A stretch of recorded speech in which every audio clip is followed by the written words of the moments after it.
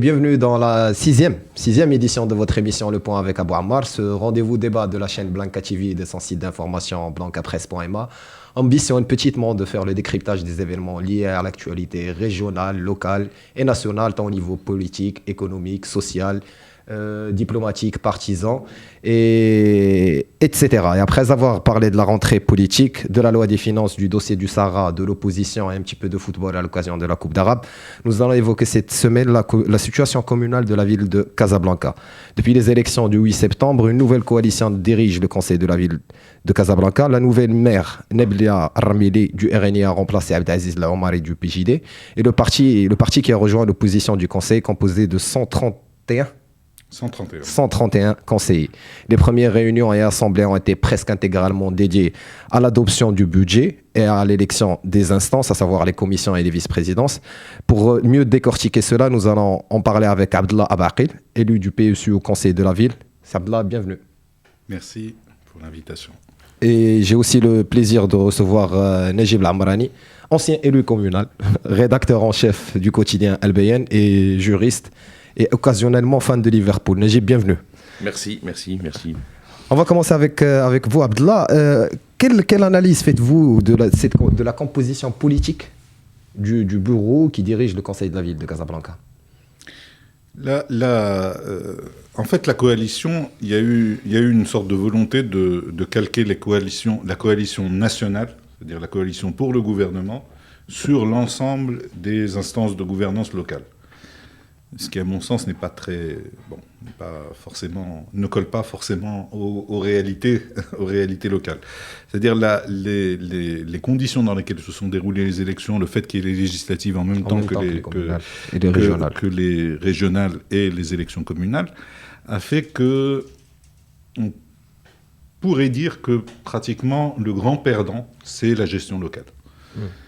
Il y a une coalition aujourd'hui qui se compose comme celle qui compose le gouvernement, avec une petite variation, une petite variante locale qui est l'UC, qui est la présidence de l'Union constitutionnelle dans cette l'éternel Joudar, qui est dans cette coalition, mais c'est une coalition à la base qui est composée du RNI, du Parti de l'Istiqlal et du PAM.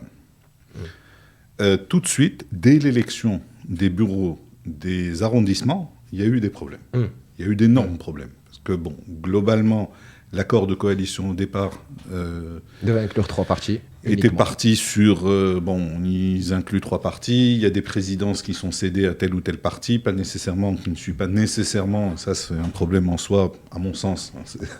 Je suis un défenseur de la démocratie, je pars du principe que celui qui dirige est celui qui arrive en tête, et ce qui n'est pas nécessairement le cas dans ces coalitions un peu complexe où il peut y avoir quelqu'un qui est rejeté par les électeurs et qui se retrouve finalement à gérer à gérer au quotidien. Et il y a eu des problèmes parce que l'accord de coalition prévoyait donc une répartition avec la présidence de Mjlis Amala. Le conseil d'arrondissement. Là, c'est pas le conseil d'arrondissement. Mjlis Amala, c'est Amala de Casablanca. La préfecture. Conseil préfectoral. Et la région, et les arrondissements. Les arrondissements, il était prévu, si j'ai bien compris, de donner 8 arrondissements sur les 16 arrondissements de Casablanca, 8 arrondissements au RNI, 4 au PAM et 4 au Parti de l'Istiqlal. L'Istiqlal a été le dindon de la farce, parce qu'ils n'ont pas obtenu les 4 présidences d'arrondissement qu'il briguait, et l'accord n'a pas tenu, en fait. Il n'a pas tenu du tout simplement, c'est dû, encore une fois, à la nature même des formations politiques dont on parle. C'est-à-dire quand vous recrutez un notable juste avant les élections pour changer de couleur politique... D'ailleurs, il y a eu beaucoup de transhumance. Oui, évidemment. C'est à la base, justement, c'est ce qui se fait dans ces cercles-là, en particulier chez le très fréquent chez le PAM et le RNI, on le sait. Donc, vous recrutez un notable anciennement PAM qui est, vous le colorez RNI juste avant les élections. Bon, derrière, vous lui dites le parti a décidé que. Il dit non, mais le parti, moi, j'en ai rien à faire. C'est pas une affaire partisane. C'est je me suis présenté pour être président d'arrondissement et je serai président d'arrondissement, c'est tout. Donc, on me l'enlève pas. Ou on a décidé de laisser ça au parti de l'Israël. Non, je me suis pas présenté pour faire le second de tel candidat. Donc, la réalité de la composition notable de ces partis-là s'est imposée au moment, justement, des négociations concernant les arrondissements, où, globalement, chacun a fait à sa sauce. Et il y a un déséquilibre évident aujourd'hui en termes de répartition prévue par l'accord de coalition au départ. D'accord. Ce qui crée les tensions. Ce qui crée les tensions. Dans la même veine, Najib, on a des fois des personnes qui se positionnent au sein de l'opposition du Conseil, mais quand on les retrouve au niveau d'une commune, je ne sais pas, à titre d'exemple, Sidi Bléot, Aïn Choc, Haïm Mohamedi, ils dirigent au sein de cette commune, mais en même temps, ils sont à l'opposition du Conseil. Est-ce qu'il y a un problème de texte juridique ou c'est juste un problème de pratique politique ? Non, c'est pas une question juridique, parce que une fois élu, c'est une question d'éthique politique. C'est-à-dire, si vous décidez de trahir votre parti, personne ne peut vous poursuivre pour cela. Je crois que c'est déjà un problème qui se pose au niveau des partis politiques. Ce qui s'est passé, c'est avec beaucoup d'élus à travers le pays qui ont été livrés à eux-mêmes. Il y en a beaucoup, vous pouvez leur demander quelles sont même les prérogatives de votre instance. Vous êtes élu, quel est votre rôle, qu'est-ce qu'on attend de vous. Alors qu'il parle des coalitions, moi je reviens d'abord au programme. Vous êtes là pourquoi? Quand on pose à ces partis politiques-là, quel était votre programme? Est-ce qu'ils avaient moyen de préparer un programme? Alors, on a présenté des candidatures. Ces candidats-là ont été livrés à eux-mêmes. Je connais pas mal de partis qui n'ont même pas contacté leurs élus pour leur dire ce qu'il faut faire. L'élu, il est là, et il ne connaît même pas les prérogatives du Conseil. Et par conséquent, on ne peut pas lui en vouloir quand il est livré à lui-même. Il n'a pas de formation politique, il n'a pas de connaissance des textes juridiques, des prérogatives. Il est incapable de lire la nomenclature du budget. Et vous le livrez, vous le mettez dans la... Et même des anciens, il n'y a pas que les nouveaux. Il y a même les anciens qui sont incapables de déchiffrer, en quelque sorte, ni le budget, ni... D'abord, il n'y a pas de programme, il n'y a pas de formation, il n'y a rien. Il y a pour certains... C'est un problème de casting ? Certainement, parce que le problème, il est là. Vous savez, beaucoup de cadres aujourd'hui, beaucoup de personnalités compétentes refusent de présenter aux élections, parce qu'ils refusent. Ça vraiment nécessite beaucoup de courage. Parce que vous êtes vraiment jeté dans la gueule du lion, parce que vous êtes livré. Si vous êtes correct, vous allez avoir énormément de problèmes. Si vous acceptez le jeu, vous perdez tout. Et je crois que la question se pose sur un certain nombre de la formation des élus avant les élections et l'accompagnement après les élections. Parce que quand on forme, comme elle a dit à Barkil, je choisis de soutenir tel ou tel candidat, je dois le faire en concertation avec mon parti. Et si je décide, moi, de me présenter à la présidence, ça doit être une décision du parti. Or, c'est pas le cas. C'est le cas. Attention. Pour la présidence, il faut qu'il y ait le parti donne son aval. Oui, mais légalement. Le soutenir, non. Voter pour lui, non. C'est ce qui pose problème. Oui,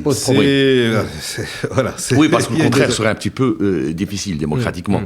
Mais la question s'est posée. J'ai rencontré plein d'élus, de jeunes, qui n'ont pas été contactés par leur parti. Après, une fois élu, puis couper le pont.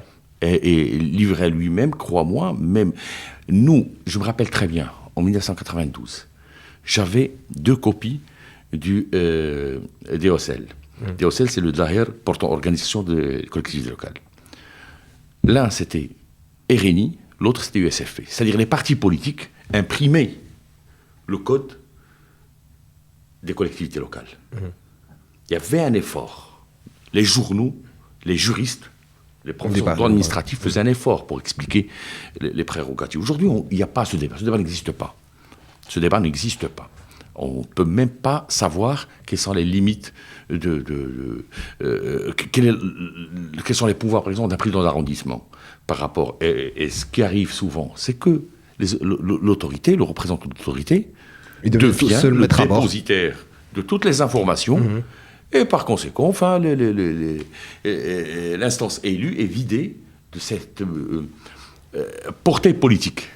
Alors, je voudrais juste faire un petit correctif, c'est que effectivement, je suis parfaitement d'accord, il y a un problème de formation au départ, mais ça c'est dû à la structure des partis politiques eux-mêmes. Comme j'expliquais, il y a un certain nombre de partis qui ne sont pas structurés du tout, qui font appel à des notables, aux besoins, et donc ne vont pas du même coup donner cette formation à l'intérieur de structures partisanes classiques qu'on connaît. Par contre, la formation a été donnée a posteriori. C'est-à-dire il y a des séances de formation qui ont été organisées et pour certains arrondissements, en tout cas l'arrondissement dans lequel je suis élu, qui est Maarif. Par qui? Par les partis? Non, par l'arrondissement. Pas les partis. Par l'arrondissement, par la structure et au conseil de la ville également. C'est-à-dire, avant le vote du budget, il y a eu une formation sur le budget. Il y a eu une formation sur la loi concernant... Bon, précisément, là, j'arrive dans ce... Je ne me suis pas présenté sans avoir lu la loi au départ, c'est absurde. D'accord, même dans l'élaboration du programme sur lequel on s'est présenté, on avait... Forcément, on savait ce qui était possible de faire et ce qui n'était pas possible de faire en termes de légalité. Mais il y a, en fait, une sorte d'effort de rattrapage a posteriori qui se fait. Qui n'est pas généralisé, je crois. Non, si, pour tous les élus. C'est-à-dire que tous les élus sont invités aux séances de formation. À Casablanca. Oui, à Casablanca, qui sont organisées par le conseil de la ville avant les séances plénières. De façon à ce que tout le monde sache à peu près de quoi on parle. Ça d'une part. Mais ce qui est beaucoup plus grave à mon sens, que tu as souligné, c'est l'absence de programme. Et cette absence de programme, elle s'est vue dans le budget, elle s'est vue dans pas mal d'initiatives qui ont été prises, dans le discours de la présidente, son discours au moment de son élection. On voyait que, visiblement, il y avait un certain nombre, très peu, de partis politiques qui jouaient le jeu en présentant un programme aux électeurs. Enfin bon, nous, on en fait partie, mais bon, on n'a qu'un élu, c'est comme ça. Et des partis qui, derrière, arrivent et s'agrègent un petit peu et essayent de trouver la voie.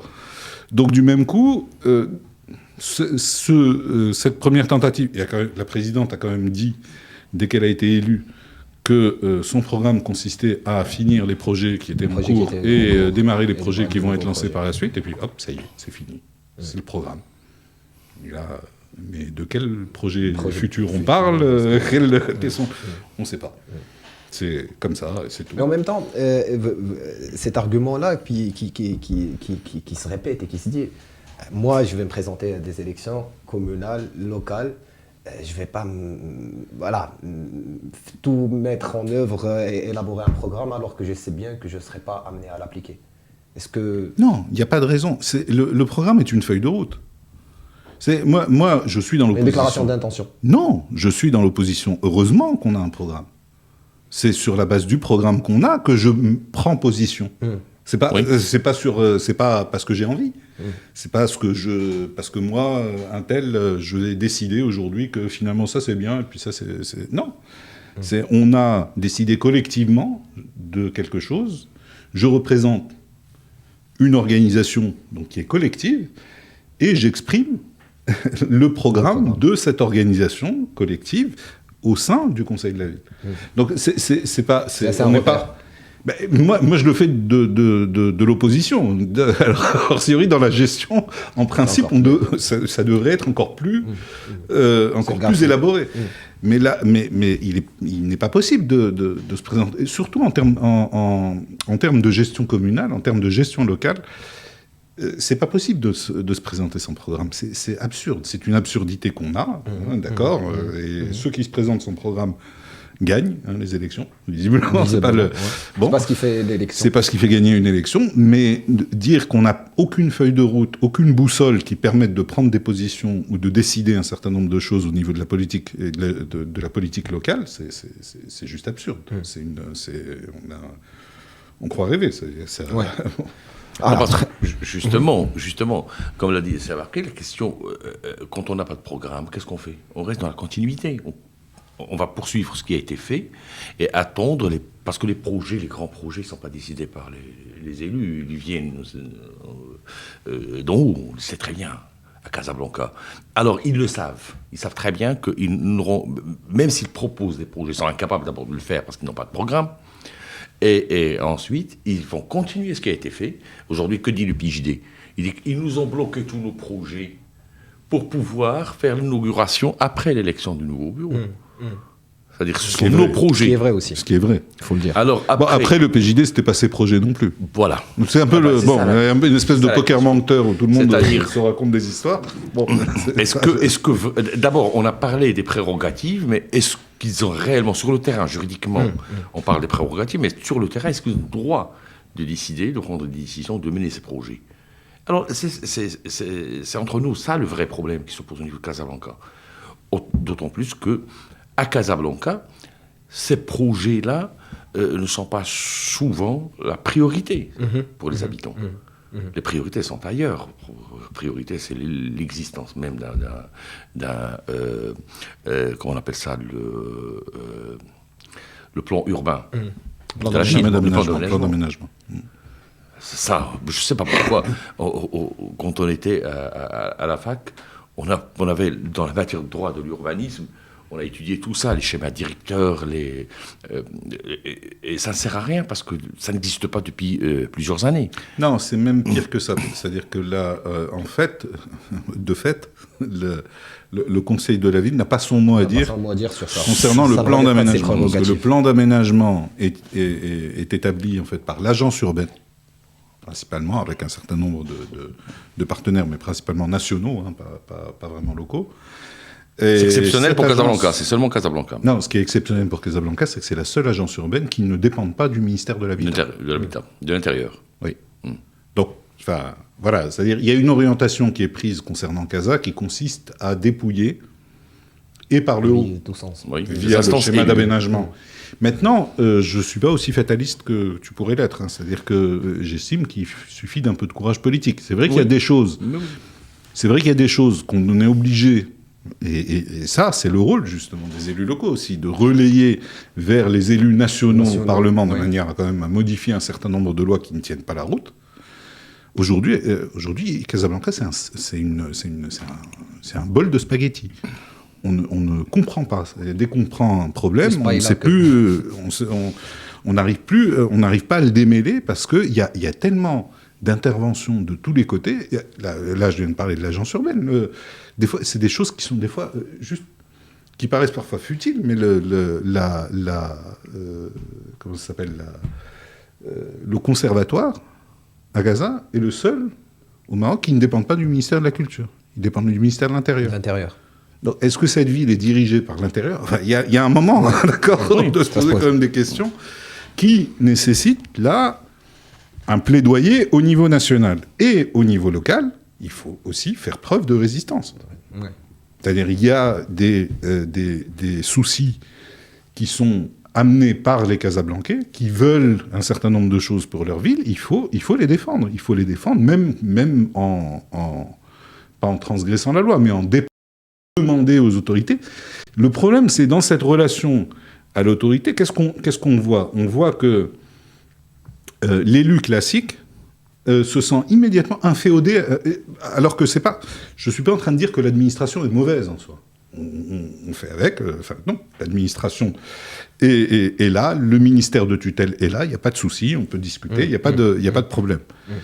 Mais de là à être complètement passif devant toute décision qui est prise... Mais ça rejoint à ce qu'a dit Najib tout à l'heure, c'est que, de fait, le représentant de l'autorité locale devient, de fait, le seul dépositaire de la loi, parce que, soit par ignorance, soit par malformation des élus.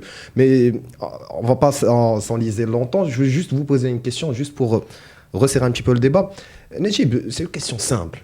Et j'aimerais autant avoir une réponse aussi simple. Est-ce que c'est ce conseil-là, cette nouvelle maire, est-ce que c'est un conseil de continuité ou de scission ou est-ce qu'il y a eu un changement?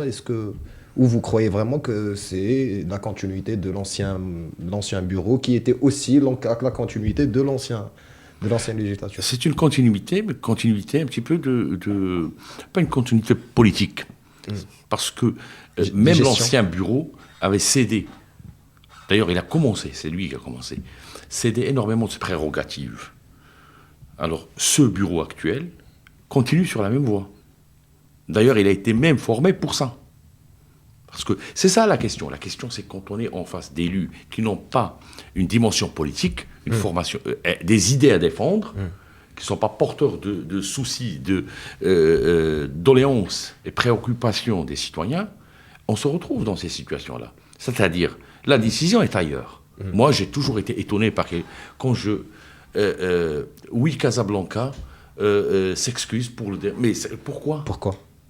C'est la ville Est-ce de qu'il n'y a pas de Casablanca. représentant Pourquoi politique ? C'est une société qui est chargée de quelque chose. Parfois, c'est Casa Event, qui met les panneaux pour dire nous excusons pour les travaux. Non, c'est la ville de Casablanca. C'est un projet de la ville de Casablanca. J'aimerais bien voir ma ville, moi. C'est ça qui m'intéresse. Bon, les élus, quand on vous a dit qu'on va lancer tous les projets en même temps, pour le tramway, ça a causé énormément de problèmes. Moi, j'ai changé de résidence à cause des travaux. Je peux pas, tu connais où j'habite, tu peux pas sortir de chez toi parce qu'ils ont tout fermé. Pourquoi on lance les travaux partout en même temps, simultanément. On va revenir tout à l'heure dans le point des chantiers. Non, moi, pour répondre à la question, oui, c'est la continuité comment dirais-je moi, d'un défaitisme politique qui incombe aux partis politiques. Ils ne le disent pas. D'autant plus qu'aujourd'hui, le maire, depuis l'ancien maire, on savait très bien que ce n'est pas lui qui décide. Ça se voyait. Moi, je l'ai écrit une fois. Ceux qui décident, quand on a un problème à Casablanca, on fait appel aux responsables des SDL. C'est tout. D'accord. Dans le même sens, Abdullah, est-ce qu'on peut dire que l'aspect politique est complètement écarté dans les élections communales? Parce qu'on entend cet argument qui commence à enfler, à prendre de plus en plus de grâce et à devenir aussi gros que la pratique politique dans ce pays. On dit que en fait, les présidences des communes, la gestion communale, c'est vraiment une affaire de gestion. Il n'y a pas de politique au fond. Mais est-ce que vous partagez ce point de vue? Et en même temps, la même question, est-ce que c'est un conseil de continuité ou de rupture avec ce qui a été fait? Alors pour répondre à la première question, moi à mon sens, ça dépend de ce qu'on définit par politique. La gestion de la chose publique. C'est-à-dire, effectivement, oui, c'est la gestion de la chose publique, mais justement, la gestion de la chose publique, effectivement, au niveau local, il peut y avoir des éléments non conflictuels qui peuvent être évidents. D'accord ? Qui peuvent être évidents. S'il faut faire en sorte que les rues soient praticables, personne ne va en débattre des heures. C'est particulier à cette gestion locale qui fait que il est vrai qu'un certain nombre de décisions n'appellent pas à débat, sont raisonnables. Tout simplement. Donc, en termes de conflit politique, donc en fait, en termes de débat politique au sujet sur une grande partie des décisions, oui, sur le plan local, c'est réduit. Maintenant, attention, il faut faire attention. À partir du moment où on établit un budget, on fait des choix. Et tout choix est politique, par essence. Et forcément politique. Si on met l'accent sur telle action plutôt que sur telle autre, parce c'est le principe à la base, on gère un budget qui est limité, et donc on va choisir des affectations en fonction d'une politique locale. Là, oui, c'est politique. C'est pour ça que je dis qu'on ne peut pas se passer de programme. C'est ce que précisément le programme permet d'établir un certain nombre de priorités par rapport à d'autres éléments qui vont laisser de côté. Le programme exprime un choix. Mais dans la gestion au quotidien, il n'y a pas les grandes envolées lyriques avec voilà, tel parti contre tel autre sur des éléments, puisque principalement, enfin, les idéologies sont très largement liées à une politique nationale, on va dire, beaucoup plus que sur une politique locale. Mais voilà, quand on dit, je ne sais pas, je dis par exemple sur une thématique qui revient tout le temps sur le transport, il y a des débats hein, entre les... éminemment politiques. Bien sûr, entre ceux qui sont pour le tout voiture et ceux qui seraient pour plutôt des transports en commun qui sont beaucoup plus accessibles et présents. Donc forcément, il y a des choix qui sont majeurs, hein, qui ne sont pas négligeables. Mais sur le quotidien, c'est vrai que... Absence de la chose politique. Oui, c'est-à-dire que sur le... Non, pas malheureusement, c'est la nature aussi de la gestion locale. C'est-à-dire c'est le cas un peu partout. Hein. Encore une fois, je dis, il y a des éléments techniques sur lesquels il n'y avait pas vraiment de discussion. À titre d'exemple, moi je suis dans l'opposition, mais il y a des éléments techniques. Si on nous amène, je ne sais pas, le règlement intérieur ou tel ou tel, ou le budget d'un arrondissement, enfin le budget, c'est pas un budget, c'est les dépenses de l'arrondissement, parce que l'arrondissement n'a pas de ressources, autre que ce que lui verse la ville. On ne va pas en discuter des heures, hein. Je vote pour, j'ai aucun souci. D'accord. Je n'ai pas de problème. Dès qu'il s'agit par contre d'une orientation volontaire qui me semble aller à l'encontre de ce que nous proposons, automatiquement, il faut voter contre en toute... Oui. D'accord. Après avoir élu ce bureau, après avoir organisé les assemblées et les plénières, la majorité des débats ont été intégralement, on peut dire ça comme ça, dédiés à l'élection des instances, à savoir les vice-présidents. D'ailleurs, je crois que je n'ai pas répondu à ta deuxième question. La continuité oui, effectivement.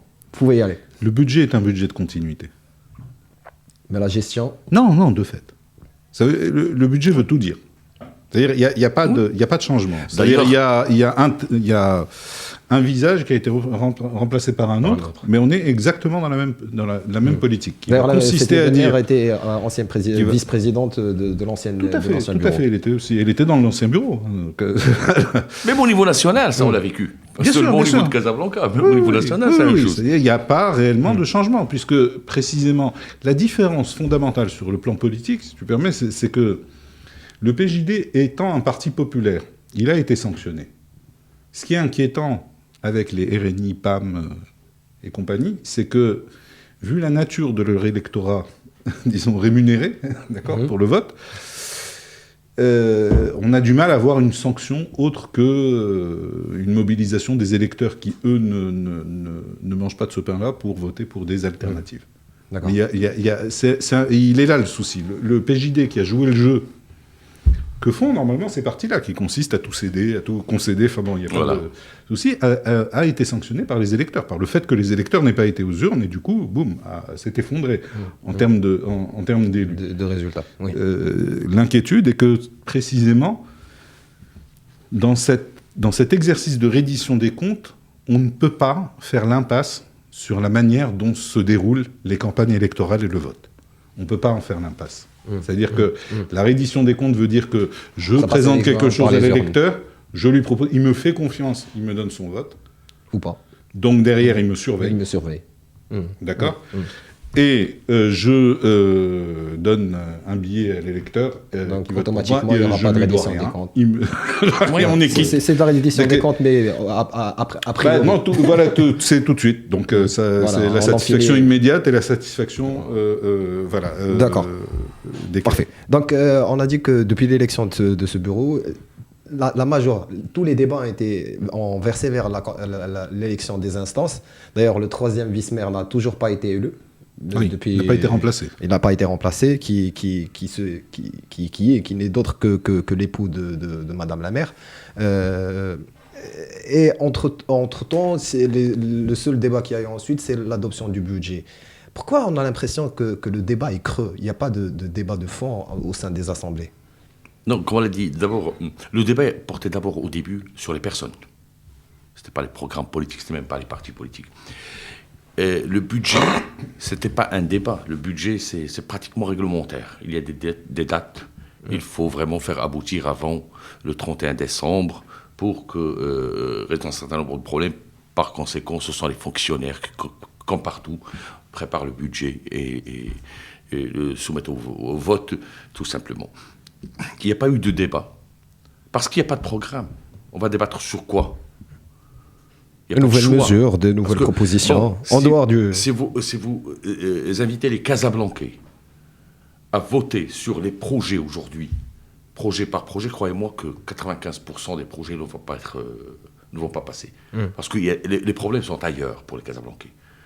Déjà, à Casablanca, on a besoin aujourd'hui urgemment d'une politique de la ville claire. On ne peut plus continuer. Casablanca ne peut plus continuer à aller dans tous les sens. Et ça, il faut que, si c'était des politiques, ils doivent répondre à la question.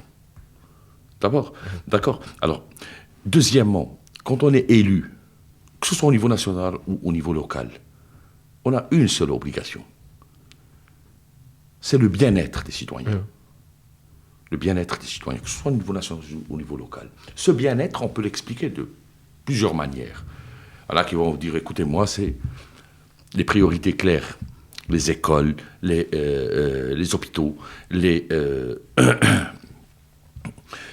commerces, la proximité du commerce, le transport. Il y en a qui vont dire, bon, nous avons besoin quand même d'espace culturel, nous avons besoin d'espace sportif, nous avons besoin d'espace vert, parce que l'air à Casablanca a été respirable. Et tout ça. Bon, c'est là où les partis politiques font leur choix. Et c'est politique. Vous êtes élu local, ben vous êtes porteur d'un projet. Moi, je vais vous dire, bon, écoutez, le théâtre, oui, c'est énorme, ça coûte cher, je peux faire... Même les artistes le disent. J'aurais souhaité 5 théâtres de petite taille partout à Casablanca.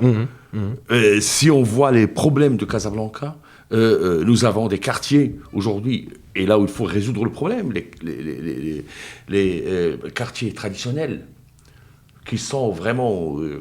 délaissés. Quand j'étais jeune, Haïm Sjid, c'était un quartier magnifique. Haïm Sjid, aujourd'hui, a 40 ans. Il faut résoudre le problème, Haïm Sjid. C'est R+2, on peut vraiment résoudre le problème au lieu d'aller vers Rahma, vers Bouskoura, sans avoir les routes nécessaires, les axes nécessaires. Les infrastructures qui vont absorber tout ce trafic. Même au niveau des eaux usées, même au niveau des canalisations, l'assainissement pose problème. Ben, c'est ça les priorités. Ça, c'est des priorités énormes qui nécessitent vraiment un courage politique, comme l'a dit Abarkil. Ça nécessite vraiment un courage politique. Un élu, il vient pour ça. Ben, moi, ça ne m'intéresse pas. Voilà ce qui m'intéresse. Et du coup, puisqu'il y a ce débat-là n'existe pas, croyez-moi, un certain nombre d'élus, je les connais, sont capables de tenir ce discours. Quelqu'un comme je plains... c'est Abdellah, parce qu'il va parler et tout, personne ne va comprendre. C'est ce qui nous arrivait en 92. Donc c'est un mal qui est antérieur quand un élu, à la réforme du qui a posé la question, est-ce qu'on peut avoir la capacité créditive de la commune? Ben, personne n'a compris de quoi il parlait. Et même pour, ça se trouve, des fois, par exemple, on a besoin d'un ingénieur d'aller le chercher pour faire un plan ou faire quelque chose. Les ressources financières ne le permettent pas. Dans la majeure partie des cas. Non, pas les ressources. C'est plus grave. Ce sont les lois. Si vous voulez recruter, par exemple, un ingénieur informaticien demain pour résoudre le problème du GPS à Casablanca, il va vous demander un salaire de 100 000 dirhams. Non, mais ça va même au-delà de ça. Vous ne serez même pas autorisé à le recruter. Il y a un problème épineux on est un peu sur quelque chose de très grave qui est très peu abordé. Qui est que le nombre de fonctionnaires communaux est fixé par le ministère de l'Intérieur. Est passé de 2003 à aujourd'hui de 23 000 à 10 000. À peu près 10 000. Sur les 10 000 actuels fonctionnaires communaux, il y a des cas, 53% ont plus de 55 ans et sortent à la retraite. Partent à la retraite là dans ce mandat, plus de 50% des fonctionnaires vont disparaître. Il y a zéro recrutement. Parce que les recrutements ne sont pas du ressort de il faut les demander au ministère de l'Intérieur. Bien. Donc il y a une volonté en fait de vider la commune et ses ressources et les transférer vers des sociétés de développement local. C'est-à-dire de transférer le maximum de manière à ce qu'il n'y ait plus voilà. Soit de la gestion déléguée, soit des sociétés de développement local, de façon à ce qu'elles, on va parler de... Ce qui est quand même un petit peu bizarre, hein, on dira, mais vous comprenez, c'est plus souple, eux peuvent recruter. Oui, enfin, là, c'est le poisson qui se mord la queue. Vous nous empêchez de recruter et vous nous dites non, il faut déléguer. On va en parler de la situation. Non, mais ce que je dis, c'est-à-dire que cet élément-là, il est fondamental, parce que, de fait... qu'on le veuille ou non, et là encore, je parle de plaidoyer, enfin il faut politiquement, il faut en parler. C'est-à-dire que c'est parler de cette orientation-là qui va consister à dire que tous les organes qui sont gérés exclusivement par les élus, c'est-à-dire par les représentants de la population, sont en fait vidés. Sont vidés de moyens. On va parler bien sûr du budget, enfin, en termes de montant, qui est ridicule, mais en plus de ressources humaines, de ressources financières et de ressources humaines, de façon à être transférées petit à petit à des organes de gestion, qu'à un moment donné, le citoyen casablancais, il est normal, hein, qui se pose la question et qui se dit, mais finalement, à quoi servent tous ces gens ? Oui. Si tout est géré ailleurs. D'accord. Sapla, je voulais vous poser une question, mais c'est une question que je pose à l'élu. Vous êtes au sein de l'opposition, et à la commune, et au conseil de la ville, mais vous avez voté le budget de la commune, tout à fait, mais pas celui du conseil de la ville. Pourquoi ? Qu'est-ce qui change ? Non, parce que ce qui change, en fait, fondamentalement, c'est que le budget de l'arrondissement, il est rationnel. C'est-à-dire, on nous a expliqué que la priorité pour la première année... C'est les 25% dédiés au SDL qui posent problème. Là, sur le budget de la ville, c'est un autre souci. C'est-à-dire que, voilà, c'est très simple. Dans le budget de la commune, d'accord, on peut en discuter, on peut avoir des points de désaccord, oui, sur des virgules, sur des choses comme ça. On a eu une discussion enrichissante avec l'ensemble des élus, c'était très bien. Mais à l'arrivée, c'est là que j'arrive sur la partie arrondissement, on va dire, qui est... assez largement, 95% technique. Il va y avoir, on va dire, il y a une priorité qui est donnée à la réfection des routes et des trottoirs et de la circulation, en fait. A priori, c'est une priorité comme une autre, pourquoi pas ? Il n'y a pas de problème. Quand on arrive sur le budget de la ville, on est sur autre chose. Parce que là, il faut comprendre que l'arrondissement, en fait, reçoit une enveloppe budgétaire, une dotation, et décide des dépenses, d'une partie des dépenses, hein, parce que même il y a une répartition déjà entre ce qu'ils appellent l'animation culturelle et la gestion, qui sont décidées par la ville, par les pourcentages. Donc au sein de cette dotation, qui est déjà distribuée en partie, d'accord, il faut mettre l'accent sur tel ou tel élément, conserver tel ou tel élément, retirer l'autre, enfin bon. C'est une discussion qui est fondamentalement technique. Hein. S'il n'y a rien de grave, s'il n'y a rien de qui saute aux yeux, oui, très bien. Il me va bien, moi, ce budget. Ces ressources. Ces dépenses. Voilà. C'est quasiment une annexe du budget. Oui, c'est-à-dire que c'est un montant. Dans le budget de la ville, il y a un montant qui est dédié aux arrondissements, et qui est réglementé en plus par la loi. Donc, il n'y a pas de... Et au sein de cette dotation, qui est décidée par la ville, enfin, qui est en fait, il y a un plancher, en pourcentage du budget total de la ville, une partie qui ne doit pas descendre en dessous de 3%, je pense, du budget, doit être distribuée aux arrondissements. Et la distribution au sein des arrondissements, elle ne se fait pas de manière... ça dépend de la population de l'arrondissement et le nombre d'installations publiques appartenant à la ville dans l'arrondissement. Parce qu'il doit servir aussi à l'entretien de ces mêmes installations. Donc globalement, il n'y a pas grand-chose à en dire. Après, derrière la ville, ce qu'elle décide, c'est de dire, voilà, chaque arrondissement va consacrer tant à l'animation culturelle et sportive et machin, et tant au reste. Bon. Pas grand-chose encore à discuter. D'ailleurs, la dotation aux arrondissements, j'ai aussi voté pour, au Conseil de la Ville. Il n'y a pas de souci. J'ai pas de problème. Tant que les choses sont claires, techniques... logiques, rationnelles. J'ai même voté même pour, parce que j'ai même estimé, en fait, qu'il y avait une bonne intention, puisqu'il y avait une intention de la ville de baisser, justement, la partie animation culturelle et sportive de 13% à 7%, et puis il y a eu une négociation avec les présidents d'arrondissement qui l'ont gardé à 10%. Parce que, bon, c'est déjà ça de prix. C'est déjà ça de prix. C'est-à-dire qu'il y a plutôt une bonne intention, c'est une bonne démarche. La démarche est correcte. Donc quand la démarche est correcte, on est très bien, il n'y a pas de problème. Il nous reste... Le budget de la ville, lui, par contre, ça, c'est plus embêtant.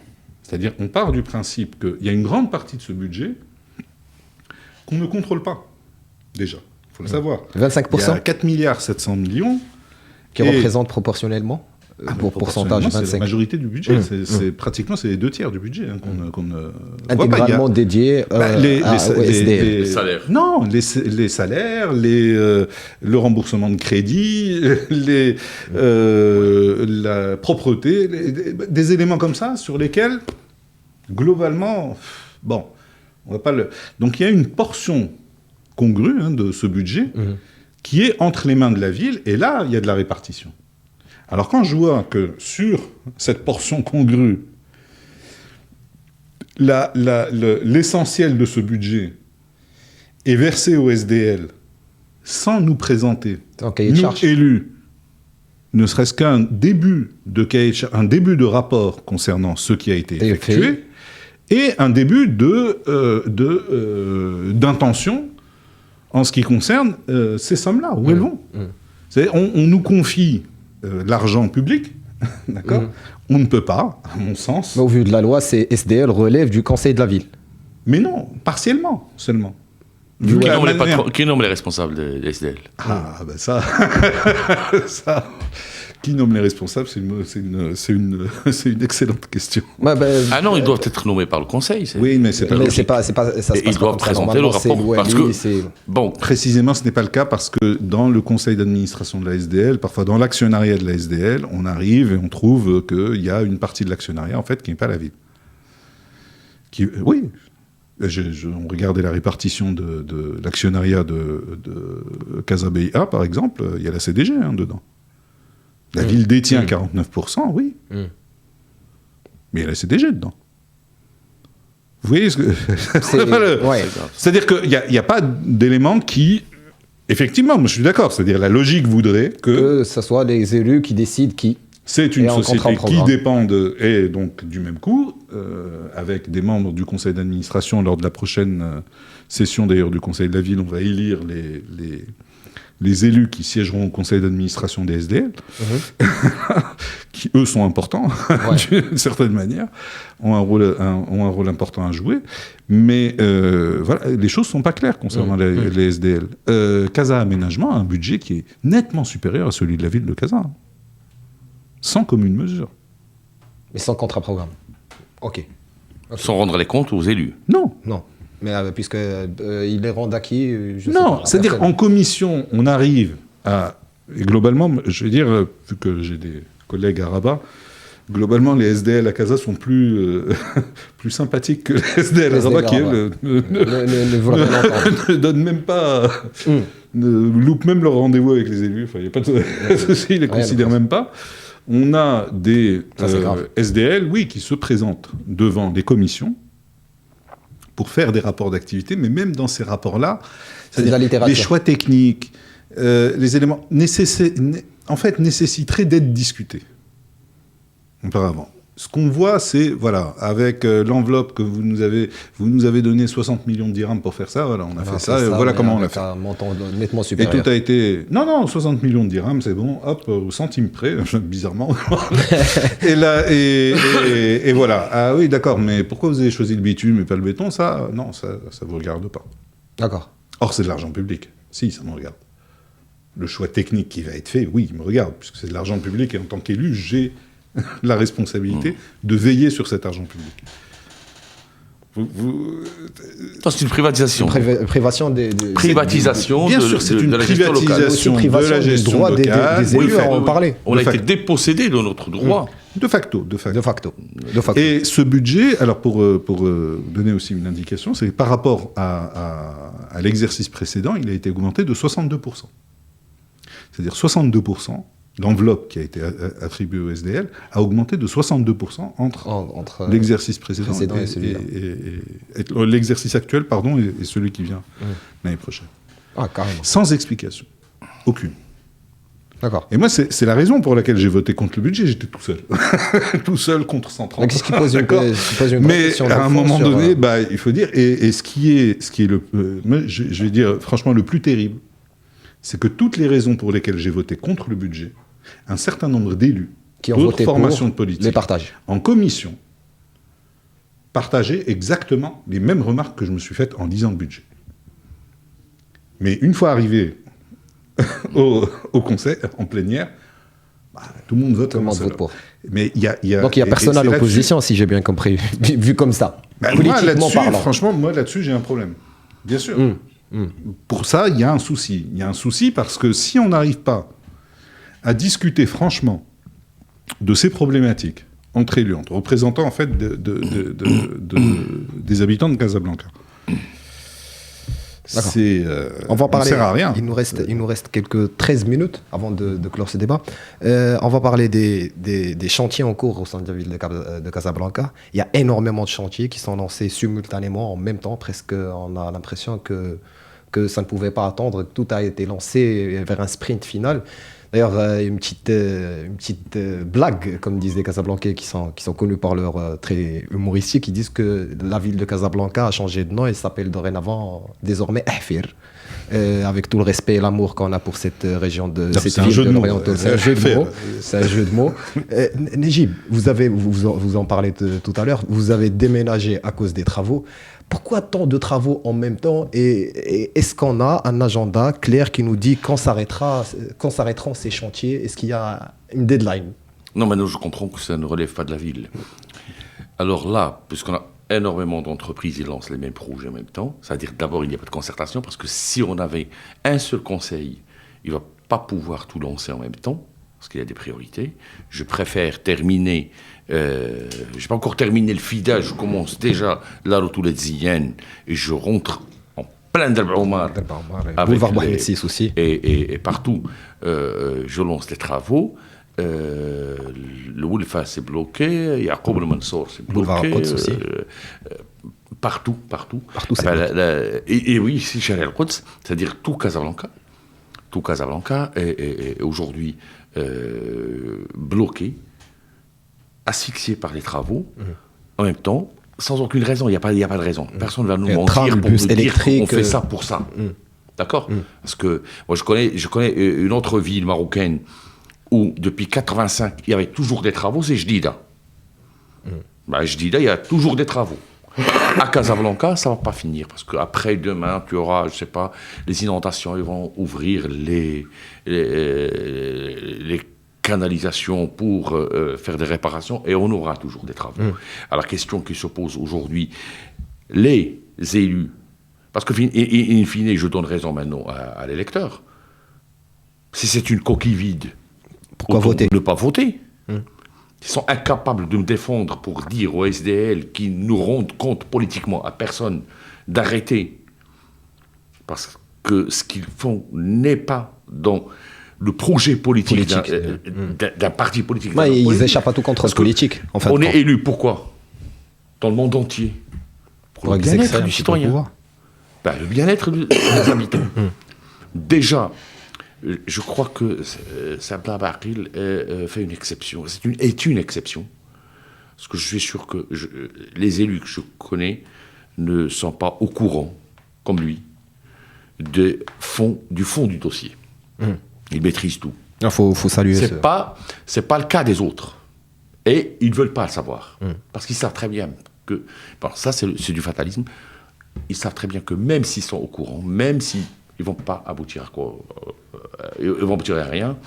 Donc, ils restent dans le petit coin, ils parlent au café, ils parlent entre eux, dans les cercles fermés. Une fois au conseil, ils votent. Ils votent, ils adoptent. Et ça, c'est vraiment une crise politique claire. Aujourd'hui, qu'est-ce qu'on a? On a des gens qui ne sont pas politiques, qui gèrent la ville, qui la gèrent avec une mentalité de comptable. Ce n'est jamais correct, ce n'est jamais bien. Ça tue l'action politique. Voilà, le comptable, même mon entreprise, te tue. Enfin, les meilleurs managers, les meilleurs gérants, ils savent passer outre les conseils du comptable. Sinon, c'est l'asphyxie. On n'avance pas. Et idem, aujourd'hui, ce sont des ingénieurs, ce sont des comptables qui gèrent la ville de Casablanca de cette manière-là. Et ils sont sûrs d'avoir raison. Ils n'ont pas toujours raison. Non. Ils n'ont pas toujours raison. Et qui va payer? Ce sont les partis politiques. D'ailleurs, le PJD est sanctionné, alors qu'il n'est même pas responsable. Si, il est responsable. Il est responsable d'avoir cédé. C'est là que vient ma réponse à ton interrogation. Ouais. C'est que, c'est par une anecdote, il y a quelqu'un qui m'a appelé, après que j'ai été élu, pour m'exposer à un souci concernant le règlement intérieur. Il y a des problèmes concernant les règlements intérieurs des parcs publics, en fait. En particulier le parc de la Ligue arabe. Et il m'a demandé, qui gère ça? Je lui ai dit, alors c'est Casablanca qui gère ça. Déjà, ça c'est une réponse courte.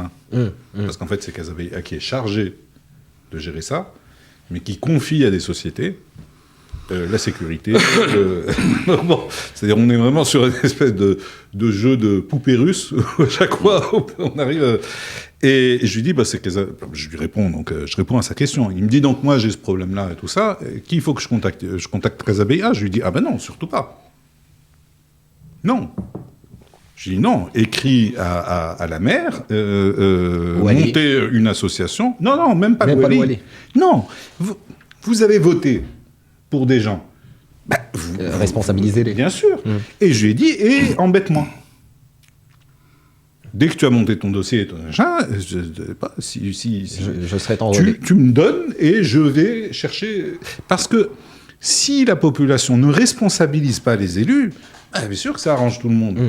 Et il est là, quand ça tourne mal, il dit « mais moi, vous savez, Casa Aménagement a décidé, j'étais pas au courant. » D'ailleurs, beaucoup de présidents d'arrondissement se plaignent précisément parce que c'est pire que ça, c'est même pas dans la programmation.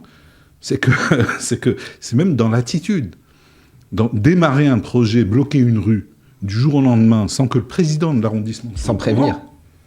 C'est quand même quelque chose. C'est-à-dire que le gars, il est sollicité par les habitants. Courage. Ah bon? Je vais m'enseigner. Il n'est même pas au courant. Et ça, donc on est sur ces attitudes-là. On ne peut inverser la tendance que si on part du principe qu'il y a un contrat entre électeurs et élus. Et que les électeurs ne doivent solliciter, et j'insiste là-dessus, pas une administration, pas une SDL, ils doivent solliciter leur élu. Et exiger que l'élu aille faire les enquêtes. Tant qu'on n'a pas ça, tant qu'il n'y a pas ce rapport direct, on va avoir en permanence une situation où on va dire « Ah, moi je vais prendre le raccourci, là, je vais demander à un tel qui connaît un tel, vers machin, ou d'accord, pour régler ce souci. » Et à aucun moment on ne responsabilise les élus. Ce qui arrange tout le monde. Quand le projet cause des perturbations et tout ça, au voisinage, tout le monde est là et dit « Ah non, mais vous savez, ah oui, non, mais c'est terrible, moi je ne suis pas d'accord du tout. » Dès que le projet est fini, ils le mettent dans le bilan. Oh, vous voyez, on a réalisé ça. On n'était même pas au courant au départ. Il faut arrêter ce jeu-là. Pour arrêter ce jeu-là, il est nécessaire d'avoir une conscience citoyenne qui consiste d'abord à s'organiser. En question association. Je dis regroupez-vous entre propriétaires de ceci et monter le truc et embêter les élus. C'est une question qui me taraude, M. Abakhil. En tant que conseiller ou élu au sein du conseil de la ville, est-ce que vous avez une visibilité sur ces travaux quand ils seront terminés? Aucune. Pas du tout. Aucune. Parce que d'ailleurs, j'ai tiens à dire qu'au sein d'un commentaire d'une Madame Zineb Laïlaoui qui dit avec les travaux d'infrastructure, il faut avoir des nerfs d'acier pour conduire à Casa. Et on n'a pas de réponse politique le souci majeur, mais justement là encore, quand on parle d'ingénieurs et de ceci, de comptables, de comptables, c'est que précisément dans la démarche, le gros souci qui se pose, on va être clair, une grande métropole comme Casablanca aura toujours des travaux. Il n'y a pas une grande métropole au monde où il n'y a pas de travaux. Maintenant, est-ce qu'on est obligé de tout lancer en même temps et de bloquer cette voie, puis l'autre, en dépit du bon sens? Non, on n'est pas obligé de faire ça comme ça. On n'est pas obligé de le faire de manière un peu brutale de cette manière-là. Non, en théorie, pas qu'en théorie d'ailleurs, fondamentalement en pratique, ceux qui ont l'écoute de la population, ce sont les élus, directement. S'ils ne sont pas impliqués dans la décision, c'est à aucun moment... Ça sert à rien, alors. C'est pas possible. C'est-à-dire que forcément, le gars qui est avec son planificateur et son machin, qui va dire « Ah, moi, je vais couper ici », et puis derrière, un autre arrive, il faut que l'élu s'occupe soit d'un derrière. autre projet, il y a aucune coordination, et tout s'arrête. C'est quelque chose qui va se produire, qui va se reproduire, et qui peut arriver même à des situations de blocage complet, dans certains cas. Donc, c'est normal. Et ça...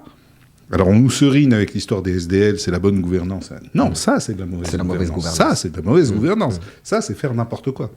C'est déjà le pouvoir qui échappe à l'élu. Sans se poser la question concernant les nuisances. J'ajoute aussi une chose, en termes de mauvaise gouvernance. Casa est une ville économique, majeure. Sur toutes ces questions-là dont on parle, sur toutes ces questions-là dont on parle, tous ces désagréments coûtent des points de PIB. Ça veut dire que économiquement, c'est une catastrophe. Oui. Quand on coupe un trajet, qu'on oblige des salariés à faire des détours, à prendre plus de temps dans les transports, vous êtes en train de perdre en productivité. C'est pour ça que partout ailleurs, on va être très clair, partout ailleurs, partout où vous allez, les grandes métropoles mondiales, en règle générale, d'ailleurs, les gros travaux, c'est en août, quand tout le monde est en vacances. Généralement. C'est-à-dire c'est le moment où tout le monde est en vacances, donc la ville est un peu... Il n'y a pas de transport scolaire, les écoles sont fermées. Là, aussi. Et deuxième élément, universités aussi. Que ne font pas donc, ces sociétés, parce que malheureusement, par exemple, Casa Tramway l'a fait. Et bizarrement, ils ne l'ont plus refait. C'est d'aller chercher des techniques qui sont précisément conçues, qui peuvent coûter plus cher à l'achat. Mais quand on fait le calcul économique total, d'accord, c'est on plus dit, bénéfique. Voilà, parce que vous allez immobiliser, par exemple, une rue 3 jours, au lieu de 6 mois. D'accord. Mais vous allez faire appel à une technologie qui permet, en fait, d'aller beaucoup plus vite, de manière à ne pas bloquer précisément la circulation. Vous voyez ce que je veux dire ? Oui. Et ce qu'on voit, nous, on continue à voir des gens avec des gilets jaunes. Vous venez et Derb Omar, ça fait une année et plus. Bien sûr, mais ça n'a pas évolué. Il n'y a pas un projet qui a... Et bizarrement, aucun n'a une date de livraison. Même sur le site Casa Aménagement, j'ai vérifié en préparant cette émission, il n'y a pas de date précise. Vous parlez du tramway et des travaux qui sont liés au tramway. On va parler de la thématique du transport. C'est vrai qu'il nous reste très très peu de temps.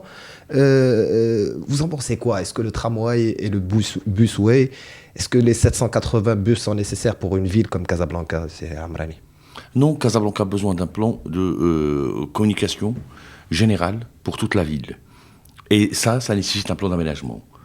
D'accord ? Depuis 30 ans, 40 ans, 50 ans, c'est Boulevard de Mars qui relie Ain Chouk au centre-ville. C'est toujours Boulevard de Mars, Abdelmoumen, et on a fait Mohamed VI bus. Mais ce sont les mêmes routes qu'on a toujours eues. Vous savez, moi j'habitais à Polo, la grande ceinture. Après, il y avait les champs de blé. Vous savez, ce qu'on a construit. Non, oui. Vous savez, le siège de la télé de Ain Chouk, c'était vraiment le fin fond de Casablanca. Aujourd'hui, c'est un quartier qui s'appelle Haïl Ida. Haïl Ida, et il est au centre. D'accord. Mais c'est pas vraiment la sortie de Casablanca. Voilà. Il reste encore des kilomètres à parcourir. Le Quds, Sharia al-Quds, là, croyez-moi, il y avait rien. Haïl Enara, c'était le dernier quartier de Casablanca, sur le boulevard de Mars. Et tout ce qu'on a construit. Et on a les mêmes axes. Il ne faut pas résoudre le problème avec tramway, avec bus. Il faut repenser les artères au niveau de Casablanca. Et ça, c'est beaucoup plus important que les tracés du tramway. Repenser, parce qu'on aura des voitures. Moi, je peux les mettre au défi. Combien il y a de voitures à Casablanca aujourd'hui ? Est-ce qu'ils ont... Alors moi, je donne... il n'y a que 13% des Casablancais qui utilisent leur voiture. C'est énorme. 13%. Oui. Non, c'est énorme. Oui, mais quand on regarde, on a l'impression que tout le monde est en voiture. Oui, parce qu'il y a peu de... Mais bizarrement, il y a peu d'accès, et ce sont les mêmes artères qui sont en permanence bouchées. C'est-à-dire que là, il y a un moment, on fait... c'est-à-dire, il faut arriver à faire le calcul. C'est-à-dire que, voilà, il y a une concentration des utilisateurs. Pardon. Le plus rapidement possible, on doit rendre l'antenne. On a une concentration des utilisateurs. D'accord ? des voitures. Moi, je parle de la circulation voiture. En principe, on doit avoir une politique qui consiste à pousser ces utilisateurs de voitures vers des modes de transport public plus fluides. Ces modes de transport n'existent pas, nécessairement. Le souci, par exemple, le tramway, c'est un magnifique objet. C'est superbe, le tramway. Mais pas comme on l'a fait. Je ne connais pas de ville dans le monde avec des tracés de tramway aussi longs. Non. Dans une métropole, le tramway est un outil qui permet de soulager un petit peu parce qu'il transporte peu de passagers. C'est pas un métro. C'est transport massif. Les gens vont vers le métro, par exemple. C'est une question de nombre de passagers transportés. Le bus transporte beaucoup plus de monde que le tramway. Non, le problème à 16h... C'est-à-dire, on nous a présenté le tramway comme étant un moyen de décongestionner. C'est pas ça, c'est pas le cas, c'est pas vrai. Oui. Non, mais à 16h, par exemple, le tramway est bondé, les bus sont bondés, les taxis sont indisponibles, les carrefours sont bloqués par des voitures. C'est-à-dire, il y a tout le monde. La vérité, c'est qu'on n'a pas suffisamment d'axes de communication à Casablanca. C'est ça le problème qu'il faut résoudre. Parce que quand on a construit... Par exemple, quartier des hôpitaux, et c'est ce qu'on est en train de faire aujourd'hui à Oasis, et à quartier Berger, et même à Racine. On construit des immeubles à la place des villas. Quand il y avait des villas, c'était vraiment une seule famille. Après, tu as R+7, et tu te retrouves avec une trentaine de familles. Oui, mais ça va au-delà. C'est-à-dire que le taux d'équipement, par exemple, en voiture, a nettement augmenté depuis l'époque. Oui, oui. L'époque dont tu parles, il y avait pratiquement personne n'avait de voiture. C'était le transport en commun. C'était quelque chose de... C'est-à-dire, il n'y avait pas de classe moyenne possédant des voitures. C'était un privilège d'avoir une voiture. Donc, tous ces éléments-là, mis bout à bout, nécessitent en fait de repenser entièrement l'aménagement. La carte. Et cette orientation, et ça, c'est une orientation politique, parce que précisément, les gens me disent « Ah, mais il faut trouver des solutions ». C'est pour ça que je dis « Il faut trouver des solutions pour que les voitures circulent mieux ». Eh ben non, il faut trouver des solutions pour que les gens ne prennent plus leur voiture. L'orientation ne va pas vers nécessairement élargir encore plus, artères, sachant que les piétons n'ont même plus où marcher. C'est même plus c'est-à-dire élargir encore plus les artères pour contenir, pour supporter encore plus de voitures, mais c'est d'arriver à détourner ceux qui prennent la voiture de l'usage de la voiture. D'accord. Donc, juste une dernière. Vous vous rappelez... En moins de 30 secondes, parce que je suis censé rendre à l'antenne. Boulevard Abdelmouen. Oui. Bon, c'était large, c'était 4 voitures, 5 parfois, était tout le temps bondé. Bien sûr. Mais là, il y a le tramway, il n'y a plus de place. Bien sûr, oui. Mais encore une fois, c'est-à-dire que...